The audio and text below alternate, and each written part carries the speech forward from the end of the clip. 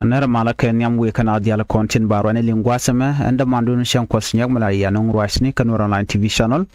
bana racha ka tin content lorodian ko de ling ka jari podame bukora ka koradan en kap ka akobo bana racha ka tai dani to kor ka ja ka kantitini me shala da bolmel kiem we ka report shalat kuma ji United Nation ano netin content cha civilian shaka nak rewi ka South Sudan kuma kirmiyadi ka shaka lok kuma Uganda bana jelinga report mishit kana me report very special ka ta dana shalat ka ji United Nation bana batika want be kon ke tiebo are report kana meni ko gor kono bana lodian bana ngaja gwanu ngum le haroda ki ngum shalat ka kon de kon shalen Nuer ana baran cho palpin ka liengda ka dob dan de kon linga jagwasa mene biya kamal kanor online tv channel en wala shanka welka pay diok ron kina dangraw widi jan dangraw wida bakel bana report me bana jalinga ko na me a serious ke deeply troubling report ko gor jano de konaling gwasan ki violence talktin kachi political tension ki talktin kan kon diala no chi chocha talk lo humanitarian suffering cha continue re duaran ko tele kon ka tele go ka kur dana cha kap kon akum ker mi yadi bana report bana jalinga ka duob dande kon lingaja ka jeri pore me bana rache ke mechi to ka nasir bana rajbo ka duob dana nang Uganda People Defense Force ko bi kon yin ka kare we ka South Sudan bana rajbo ka duob dan en chi president self kim yadit ana chi ka mat kene kum kirm yadit keje sorry president kim yadit mat kene wude shal ka me Museveni bi kon linga jeri pore me kan yok bob kon yok murai kon kamandana mat first by president Dr. Liäŋ ni medane kana kon yen bukora ibane ka gen situation to on tamare ka kubo gwan mi mo shineten wan ka civilian sharen wochere wichen winimi ka kuba ka tiak ga dana shala da no te ka kuma SSP dia me bere wich ka jari poda me raje long katin kon chalad a international reaction chitkaman chalad ji United Nation kata dan chikoria tuogaje gwan belken kuma kirmi yadi ten kana kuma Uganda eno ken chicken civilian chicken kana Kenya bana report dan tuokre wika South Sudan kan independent kan jek bana jelinga mat bukon kule we wenyam ka jari poda me chujo goro jin bijen goro no jin bi report me bijeling South Sudan che tek korotun want che tuokten ngoda kan independent kan jek independent shang shop kwala kamna ke 2011 an obunware bi ke chonkel ka jankan do dialan ko ken ka baga cholo no wech jen kula tek South Sudan ne ka kore chi political competition che tuok ka ne kono la kwar principal became yadi che gorno de Dr. Liäŋ de ro de chunga la kware wika South Sudan gwaze dan chala de no en queen kware de jalat ke 2015 Mechi kim yadi da ngajen no bi Dr. Liäŋ bro de chung la kwar shulo de choja loko ngeje gwanu Dr. Machar rami momme ba kwan kinwaka and when mo shulo no bi Dr. Liäŋ barode chunga la kwar ken 2015 ben ke jen 2013 chukir mi yadi chu gorno be Dr. Liäŋ be yen and when mo chu Dr. Liäŋ chu gorno baroda bar ngai kondiale Dr. Liäŋ plan shiwo da roda bare which remanda ngai kona you know chikir mi yadi che gorno be Liäŋ be jende kreti jene jan taydan gor jeno der je yen ke je ko me chalat kenyam ngai kondiale Liäŋ che we can all the cabinet ke jen 2013 before that me chalaren kir and she gorno benetin konti la Nuer generally chaka retired ke chaka watch re kumeka woja ka nika pyro jen pyro ron 2013 ko gor jeno bi ne ko nan wer bu chutel power che kwarken chone diale konte bombom ne kana long chwe ka jochre kuma ka so that's the reason why she goro benas be connection madar ngai kona ka kora mechi to genene mechi mal me cha goro de jalat ke 2015 shuneti ti kuma kirm yadi kana kuma Dr. Liäŋ kana goro no bikan mal bikan latkel are mal kana mo te mechi to tin mechi kor meje to ke 2013 inaren bar kitchen ideal chi jere we ka South Sudan ka kor me cha ngaje no chi Dr. Liäŋ che bom kana ne ke ko jene ku masri kala to ke je plan e cha la kirm yadit plan kirma yadi me gore jandan wadare ka tugre wiki juba de no sure can chunare barka DP cam men kula tena walle re wich ka juba ajen kunale ken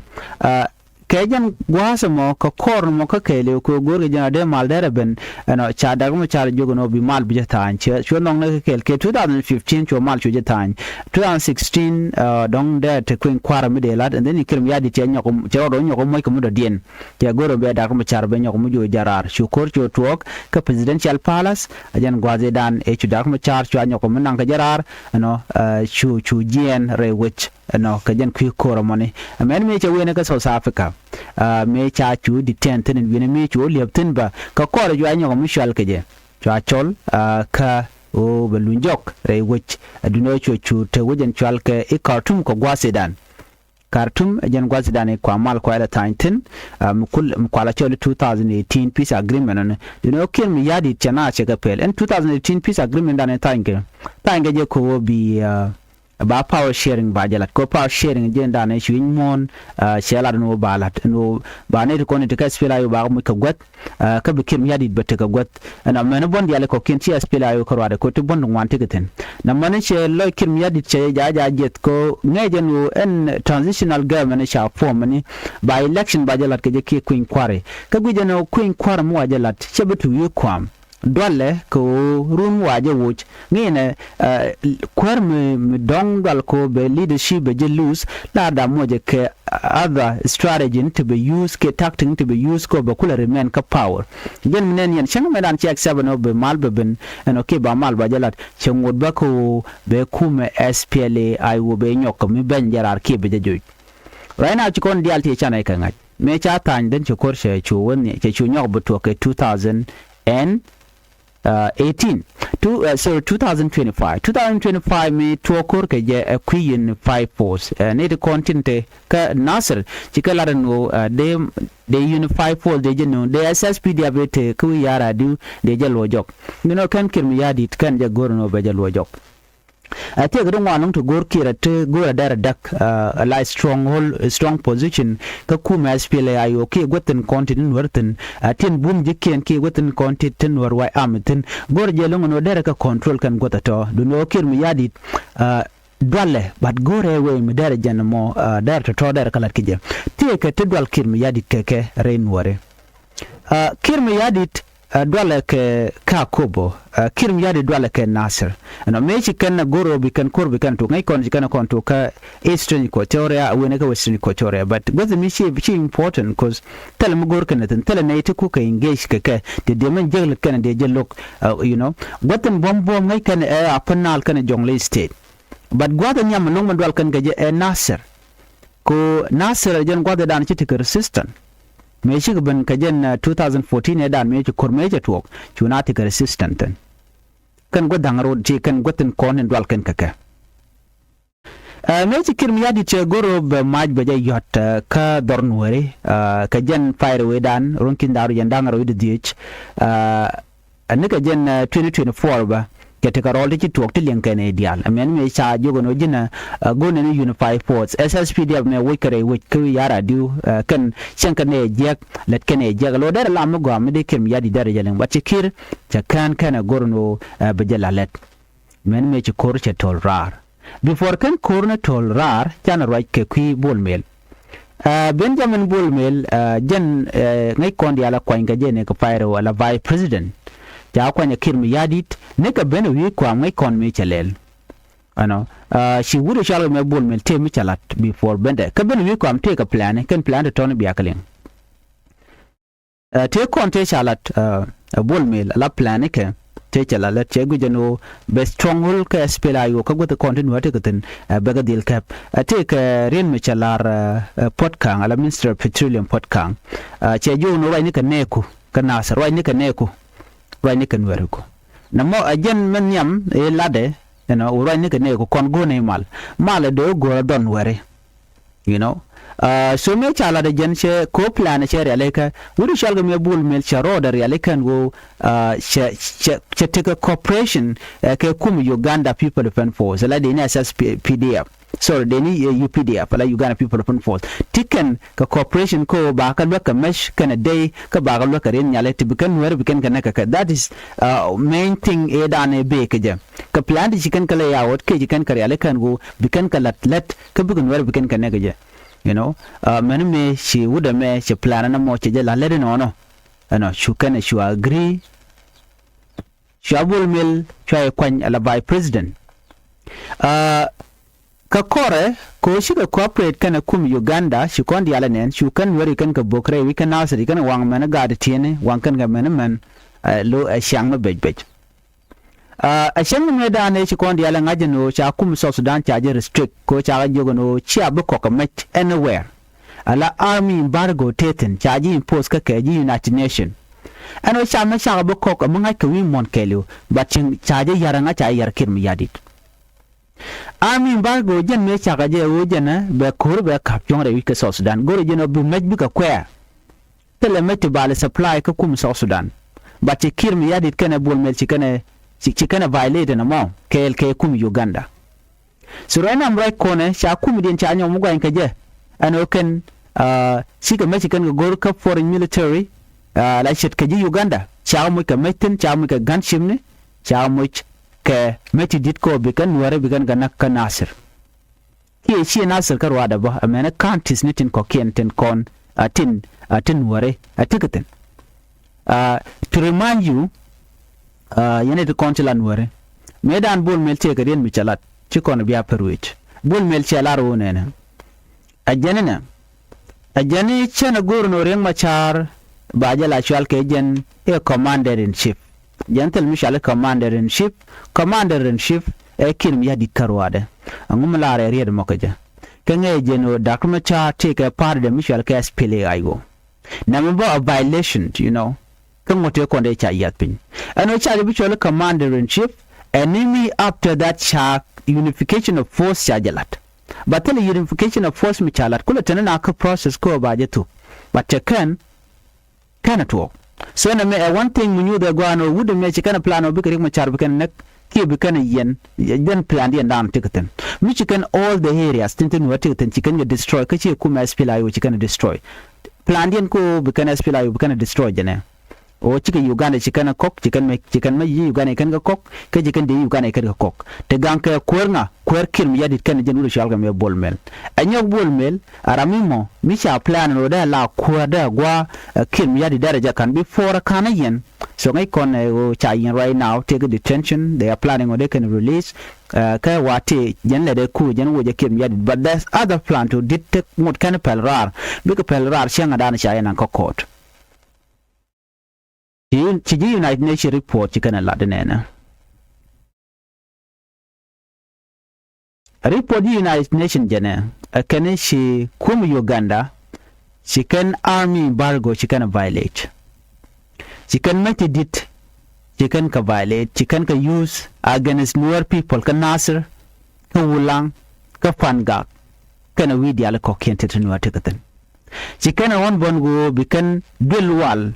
ten kwa wala jikten bikan ka bok ke bikan ka dak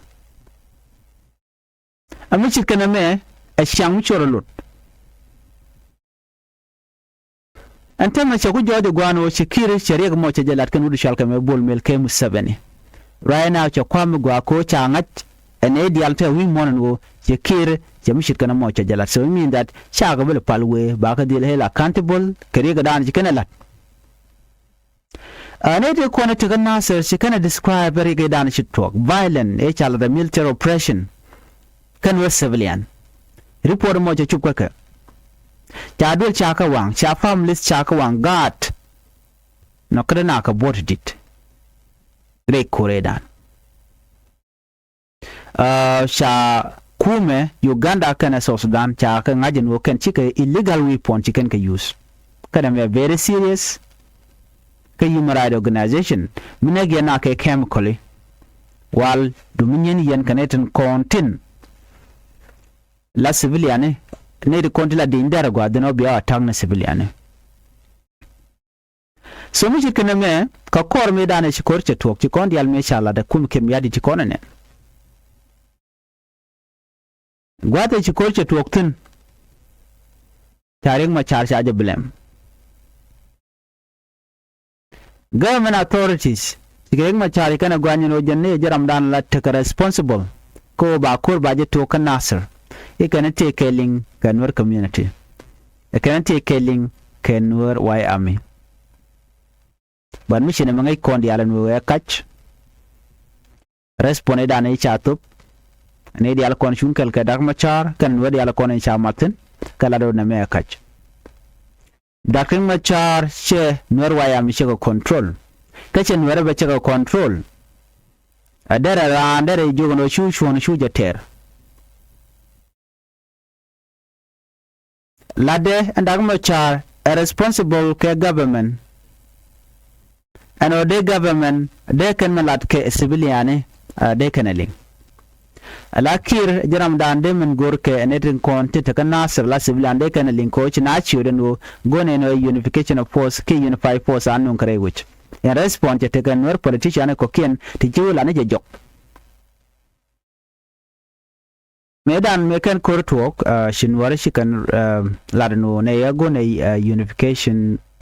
force ki unify force and ba ka deploy ka nasir no de yen kanun ka ne to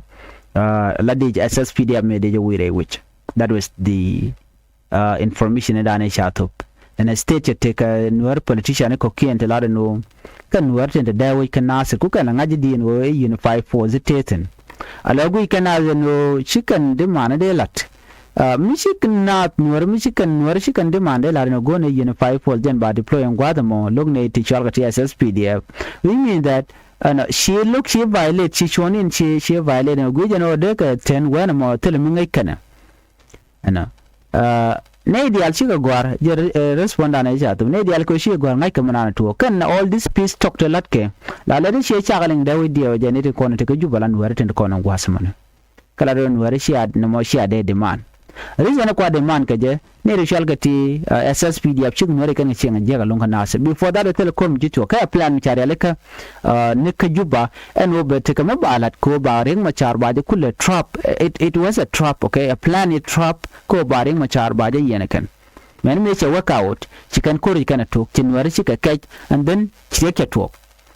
are kore dan chikondi alanen and ai kore mone chawu yara du chaja nak chaja dak ka chaga nak men ramadan la general yen ka cha de ni chu kudang ro jindang di according to report dan kwal yin da kam charman te ge te jen ka ngai kondi ala kon lat korodien ai kore mo no she take a list want to talk then ramadan bel ka nga e kirmi yadit ko ngai keje to kon competial ke city sam ne de kontila ceasefire monitoring and evaluation kan ne de ti taken kalwan ko de kal ne kon de chimal shi violate kan ana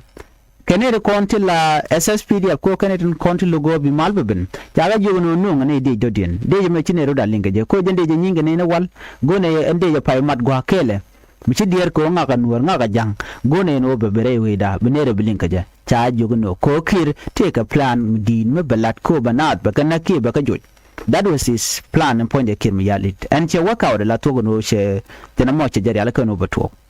and we shall come would shall ma judak ma mi cha to bor de kir mi yadit ajan do ran ba kan blame kan kulo ship ko je karen machar instead of dong do ni kir mi yadit kan dag machar che kir mi yadit che dag machar che yene je and kore dana ci to ka local fighters kana government force gwade dana ci de ni ngwane anaktin ko en kum kirim yadi de kana de inti ka kudang ro jandang dich yi kana de konde chanak ne de konte la civilian ya naga kan ka kwen so enten chin muche na mo jiwina ko badang machar baje blame ka chwa yu yare wi ka juba me wadi dag mu chade je gulle ne di ala ko ken ten be gwan ko ken lokane kan chade mu char chaje cha gurno de je gul so mu shikana me right now fare mu char chwa yen chide mu char chen nok bon wa yen kaja ante mu right ko ne international community shi ko barar shi ko speak out je te gari pon mu cha nung aji United Nation mis a concern mi sha no ngane me chikana ku connect dia la konen chalat ano man chala la tok ka civilian na kan Nuer civilian awajana violation of international law na mo je report ana cha kunong and kan observer no wana kan hina nation chikan kuma kin yadi chikana la jor kana foreign military partner ala kum Uganda ano kan chikan international law chikana violate ala human rights group panken chol kan no by independent investigation ba jalat ka bana to ba ka held accountable kadi ega dan ka lat ba ka dil take kamen jagaran chikan lat kan di kon la civilian so right am right corner ko ngai kon dan le rode already and me report dan chala the nation contin alaji United Nation ano sha ku jaga gwano an kum kem yadit ajan gulnat gulkan naka kan kum Uganda ka shiga kam kalwi pon chikan ka use no incendiary weapon ka nyok chikan chicken mensual ke army embargo chicken le breach ala en restriction eda na shangun kum United Nation lengana me army embargo malalat ke je mi dong gorjeno ba violent ba je reduce rate we dun then we United Nation we can match tindien ko foreign country we can ka gak min si alogo no mono bi ajala ladan den bukume United Nation be kep ko bom but te kan wane ki benefits tichi abujek ko shia violation charge so gwade dan network na me na ka kon ke helicopter boko kon ka metiji non ka troop dun Uganda non jere wika South Sudan even right now they're still in South Sudan and I tell me chalat ti report me chalat United Nation me dan na ro kan o ti mi jang malat ke kum kin yadi but you can respond they were collecting evidence right ku kan collect evidence in na me chalat na ti e men mo be report ba benon so right now the report you bani chikone nena enu sha Nuer sha kan Nuer civilian sha kan ka kum Uganda kan kum South Sudan so na me chalat so kwana ben kama dana la ro ko ikon ngaje te already shi report chup yikir me yadi tiwoni jan ka we ka kubo we akobo we jadak itka do bana che dak media le koken manan char waje no ne stronghold dung nasir kana akobo kan goto kon bum kana long dan ware chikan nasir kana dak already jan ngai kon chaga ban nasir tengna mate ko tan tamma che pan yes pan kana pan ga je ko di network report mo kan nge be no more information about it and ko ran je to come as SSPDF kan SPLIO ka wulang kan no more information but baka no nge gwaten be so chana focus kum lero dan tamma ka ko bo gwasmene situation te ka ko bo no nga kirmi yadi sikir mi yadit chegu jeno nene the last stronghold ko kuma SPLIO ke gwada content in wartin long to bumeken ya akob ni me ko to ga 2013 kan troop kan mi chupten ji SSPDF kan mi chupten la jang but ke ka rundi alti ko chikan gat tintuka akob yana kokka yo ko chikan jaro le chikan kan yon ku kan ga diverge ko chikan werke ni kan be chikan be chonkel kaka and then chika take a duom buka wang buka wore keja kwa ga direct karen yali ke pin everything lat ke kenga akane gad kono tika ko ba jeda go je Nuer di yal buka gn bu we karo bi kam mandan we karo bi kam goje adwal ko kim yadit ko loko je no jen ajene mon waru ga take that place uga take territory niken uga take ka contest niken vika vote kamu ka vote na me be kim yadit be yar chikir mi yadit be pass ko and mass number of population and kwa watch right now you can so dan ke kwa displace kan Nuer kan ji ko teoria mu are mat chikir che be pat and situation me mlin kono me government troop chaka jak ka kobo them right now dual teten kan e control local communities kan e kona wala ala kurchero dak pin already chete ka civilian guard kaman sharin wuch ko jenare wuch ka jen tiak ga dana shaling michike mi yadi dar yaleka ke je plan kan Nuer ken diale ko ken kon tiga kel waina murai kono riune ne kon wuka ka Ethiopia territory lo wuka ka refugee camp ko jen gwada dana dong deran der 70 der jojikten duno reg di jene reg dan kwan ajalari kone kwan kan gwada kono bran betoiten ko en gi humanitarian bo jemngai kono chika chingwan higa dak so na me amle rode right now ko kon humanitarian take report which can lat queen and content are displaced a can million of people that are displaced kum kir miyadit ni ga gwade da na chika report kan lat no chine moch ka ta na ti chop ka jan baro widero ka kore chukan ren yali kan ja kan kum kir miyadit wo na kan ka bok dundu ana ko betaram chine jiantan ne re content la de ni kene content la Nuer wayami ngode bum kon tele correcten badwala ne te kon la gad kamen ka ta da na dong bu kum ben kija an entire community chirune no wan chika jien ne ko la gat kamen tel ne di do dawich anu wune so rena men biare ka kon angu akwan ka mat pine te go ka jen dolwal ka gwada ande na toiten kana re kon tila humanitarian care organization a kana situation be jamat ko tele ka kwan they are not ready tenga me dane chawdor chaje tup kum kim yadit and point kum kim yadit by the way ka message mi cha gor a United Nation en yok message me a message mi cha tup message cha tup ka kira no ne cha je jina chine mo kin dang diok should advance you we ka kobo we gave you 3 days right now kan kum kim yadit kan respond cha kam 3 days so after 3 days quick on bala the United Nation ko kan jogo no chuare civilian chuaka displaced diana chengme she can order kan to kan United Nation ngore china chi point chiga dwal ko ngai kone kim yadit tono dien melade la use helicopter kala use ngo ko the civilian tiketen la go ko de ni aspela yote la kapele la we go no be na be kanak so gwan wode ne ko de we kujamo karop ji camp cause manyam safety Musaviti teten la de ala kan tet la kana go chang bun bugale law struggle so na me chi United Nation chikari podi to bono ne and yen you are causing mass destruction mass displacement kan de ko la civilian jugan kum kem yadit we gave you 3 day a United Nation kari poda na chalat ko tam right now situation chala bajalo michi kana mo amala roda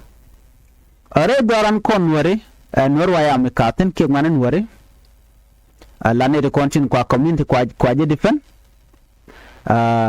tiji aspele ayo batikatin ko kane de kona ba civilian ba ka defend kan ko na me kor ka gwan jek an chal ka kim yadit plan dia nani kan ya leke obi Nuer be kan ga joj ba area ne ken dial ba ka kaf man dwal na ka je longo dong ngai kon target dan ku Nuer ku na target ke je ko jen ta dan tigatan right now tine dialo wona na ngam ba ti ka lian wore right now cause this should be the main question Canadian ngam ba ti ka lian wore ka ngam ba ti michimal ngachimal dako ka kan gadangro dakra ma char kana kirm yadi cause dakra ma char right now jagati jen ketara ramadan and cooperation nga kir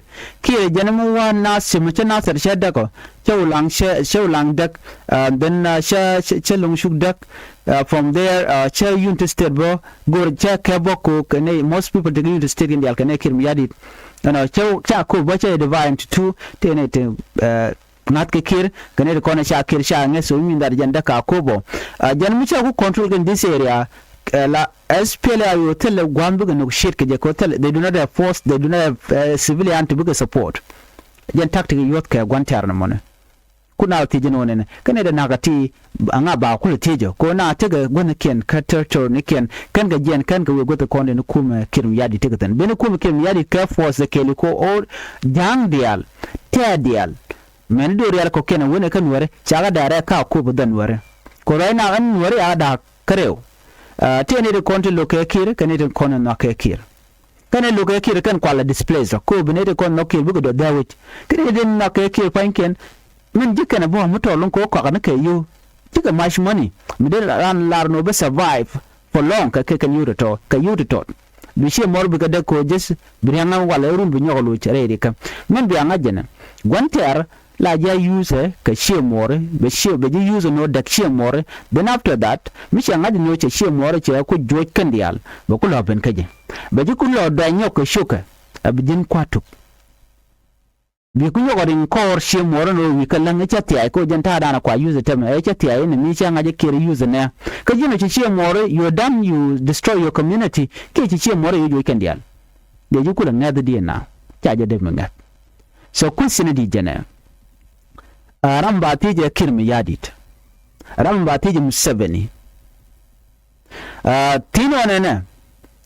among mishi international community chikana guru no bikan violence to ga bikan capture ko raina ngai ko ni shala ne dia la shuru no kuman dia la to biya nial kire mayadi de meni no logamal Jamal cheje ya 2018 peace agreement cheje yar cheje destroyed right now ka beje chong na mo ngo de tell sha plan ke kwide ne dia le ko ken ko de kanala di humanitarian kan la donne chang mi ko report chan je lin ka ji United Nation ngai kana gwano Ramadan and let me je ka ekir mi yadit but they are too slow to act le kan ni no a plan adien ke chang adien ba action ba je kan ka jamo chang mi shiga 3 days kan mun no bikan kum kim yadi bikan ti not yet television ban ngai kon dia la shi kuma sfela yo shikan o yana tane dikan jagan winami ka United States jaga chol a Congress ano Congress party ano bu ko right keje jan ko te ko all this information link en men wo cha kuma kin yadi cha mu kan ndang dok ko ci plan to to ne da ti international community la let kan ka evidence mutala evidence tala mu do nam ram na kirike la cha they don't care when they see the evidence jala kan kula haka bi kan kula la ram me la da ti churi ndo la to so mun le ro da meni ne da bi kap chon ki pe jara ba top ka ji United Nation kum United States che ro cha Donald Trump dong le yen ka lingatin kon la de che wen cha bi use a quart na kan ken no che wen kum mo mutaka kwar mi je ga ba kwar ba dil wuch ba je kamra den mi bu wuch bi la dika ka bi kayar ka civilian cha bi use na rami mo bana bi kanak re wuch ka sa Sudan ke re min dia la ko ken so right now na me report mi le ro do you know and we are still waiting ko ene ba pen no bikem yadi be jen wikwam anyo kin yadi point to polio ngai kon dia la report chalan te ko der we dulwal bada wa yu shi ko wan yu kon de nang dulwal ke je ala so Sudan te ka wo shi ngade chi yu chi tel ka bang che mi shi ngaje no chi ko je to ka Israel charor mat ken USA nyingen ke Iran so cha oil ngad lad dan lat ke je la nang ka ba nang thong mi cha gek right now so ko cha gek chi kum so Sudan che nyom tule ke jol kan ga kwala won te we ke chi ke tu an tam chi point den jaban kwa ra ke juba che won yal chi kwa ngona kwa ga chi ke ti dial chi ke won yal long cha rin yor ke ko cha oil company man la ma ko ya kwa ka ten cha je gek and yet you kon yala ngaje no take corruption report which ben bohre we ka so Sudan no nyakir mi yadi do wate ke ten midi ka company ke ka te babur mi la kwagla ka nan ka babur mon wala million of US dollar la ka collect ka liye da dana nan ala crudo yal no mo still a report mi be mi bana ling bo gwaden be jan ko to ko ngai kon yala no te ni di shayen di jala do shi corruption ni kana la ka jangan dial mo de bu kan wer na wale ne content kel ke kim yad banodjet kan nan tap ko they are busy nakan warken ben tomorrow when chi nwari ga talk bu nu jogo ke bigen ga biyan ba ti ki corruption nan to no na mo amila roda la kan ala ron ne it doesn't matter ala jin mi chab kran chake loga chen kirek chi jalat min loge ga jon gwasmo you are useful to that person but you use but after that chiga ngaja gwano shi tidi ala kon chi loga chi to buna ko ben kaji ba je ku be nyok kare ga dan chi la jan ta dan let kim yadi de yan go jan o kire ro don tel mede sooner or later biya Nuer kon biya ne re te jenten kon te kelke je point de kim yadit for now focus te ko be kirbe jene de wi ko am kanere kon bo kolpin bu kala kane kon ku kon la dan wale so right now report channel linga ta dan en chikume je we je ka je kur tin ka kubo ban report dunga kubo no mo situation to ka kubo kan situation to ka nasir bana ka linka gwasan be ka kon kore ko ken bana nyawmelin kon ke en biya te ka mal ban je ka report den